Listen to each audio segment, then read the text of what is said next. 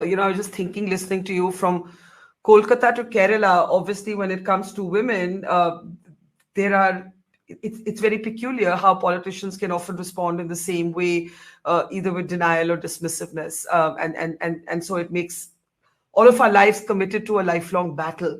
But coming back to what's happened since, now we have seen so far 17 and counting. The Kerala government has set up an investigative team. We have seen 17 women come forward, and you're seeing some of them on our screen.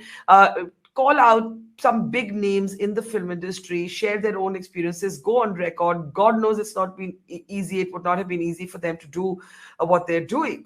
I want to ask you, when you look at the fact that the Mohanlal-led executive committee of the Cine Artists Association, all of them have actually quit under a cloud.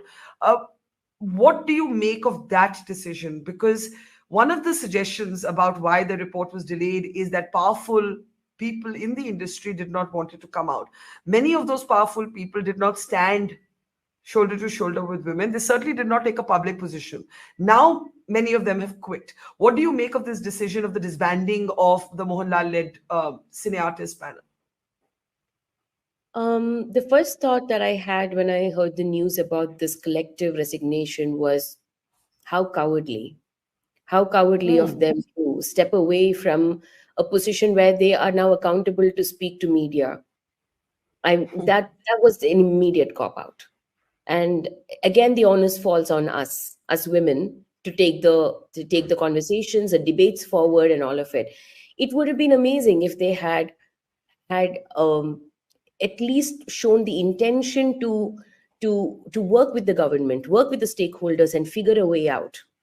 This is the same executive committee that welcomed the prime accused of the sexual assault case back to their fold when the case was still going on.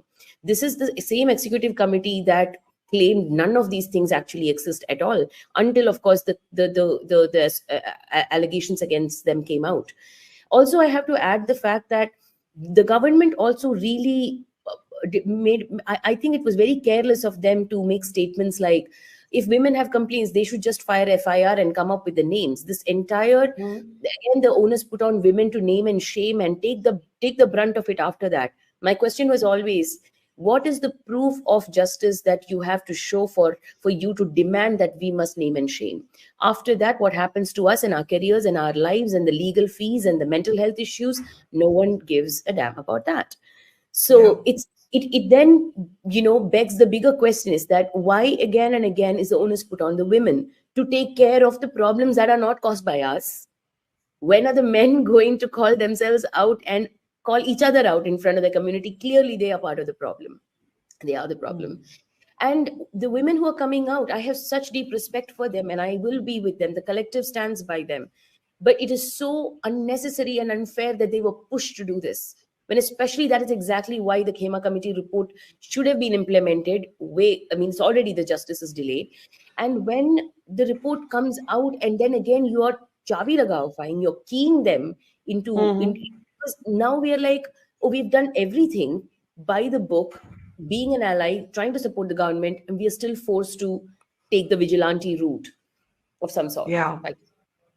So, so when the Mohanlal-led committee says this is, it's kind of moral responsibility because this happened on their watch, you're not very impressed because you feel this is the time for them to actually take a public, articulated position on what's coming out of the cupboard. Frankly, though, Barkha, I'm not very surprised at their behavior. I was part of AMMA before. I have seen how they function.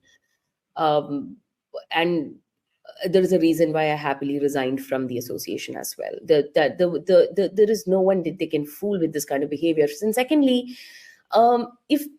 forget actually articulating something in support. The fact that their first choice of action is to go to cover into the darkness and then start maligning the women who are coming forward is in itself, I think society as such is now seeing them for who they are. And I think it's a good thing, this kind of disruption, in the sense that perhaps, AMMA has a massive membership. It has about 250 men and women. Like, it's a huge membership, and I think it will benefit them to have better leadership at this point. At least maybe this disruption will do well for that association. And for that matter, I am with AMMA members who deserved, like, for all the membership fee they gave and all the, fear, that it's a very fear induced atmosphere in there. So you cannot speak up for your rights, although there is supposed to be an executive committee that is representing you. It wasn't. It was a very hierarchical. It was a very what's the word I'm looking for? It was an authoritarian space, for sure.